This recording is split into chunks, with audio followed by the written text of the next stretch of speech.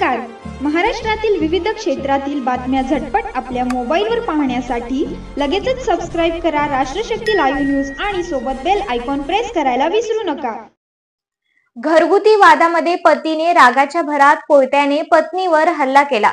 याच हल्ल्यात पत्नीचा मृत्यू झाल्याची धक्कादायक घटना छत्रपती संभाजीनगर जिल्ह्यात घडली. हल्ला करताच आरडाओरड झाल्याने सुनेने समोरच्या खोलीत येऊन बघितले असता सासू रक्ताच्या थारोळ्यात होती, तर सासऱ्याच्या हातात रक्ताने माखलेला कोयता होता. सुनेला बघितल्यानंतर सासऱ्याने घटनास्थळावरून पळ काढला. पोलिसांनी आरोपीला अटक केली आहे. वैजापूर तालुक्यातील राहेगाव येथे ही थरारक घटना घडली. या घटनेमुळे परिसरात खळबळ उडाली आहे. पोलीस या घटनेचा तपास करत आहेत. अनिता चांगदेव शेलार, वय 55 वर्ष असे मयत महिलेचे नाव आहे, तर चांगदेव रामराव शेलार, वय 58 वर्ष, राहणार राहेगाव, तालुका वैजापूर असे अटक करण्यात आलेल्या आरोपीचे नाव आहेत. या प्रकरणी पोलिसांनी दिलेल्या माहितीनुसार 14 जून रोजी रात्री 11 वाजेच्या सुमारास अनिता व चांगदेव या पती पत्नीमध्ये घरातल्या गोष्टींवरून वाद झाला. वाद विकोपाला गेला.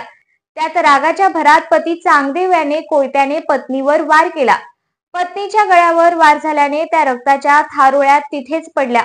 दरम्यान घरात आरडाओरड झाल्याने शेजारच्या खोलीत झोपलेल्या सुनेला जाग आली. तिने समोरच्या खोलीमध्ये येऊन बघितले असता सासू रक्ताच्या थारोळ्यात पडलेली होती, तर सासरा रक्ताने माखलेला कोयता हातात घेऊन दिसला. खून झाल्यानंतर सुनेला बघून सासऱ्याने घटनास्थळावरून पळ काढला.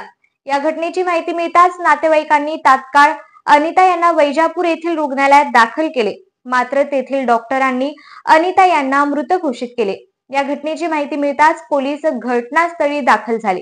पोलीस हेड कॉन्स्टेबल किरण गोरे यांच्या फिर्यादीवरून आरोपी चांगदेव शेलार यांच्या विरुद्ध खुनाचा गुन्हा दाखल करण्यात आला आहे. वैजापूर पोलिसांनी या घटनेचा तपास करत आरोपी चांगदेव शेलार यास तात्काळ बेड्या ठोकल्या आहेत. या धक्कादायक प्रकरणाचा पुढील तपास पोलीस उपनिरीक्षक प्रवीण पाटील हे करीत आहेत.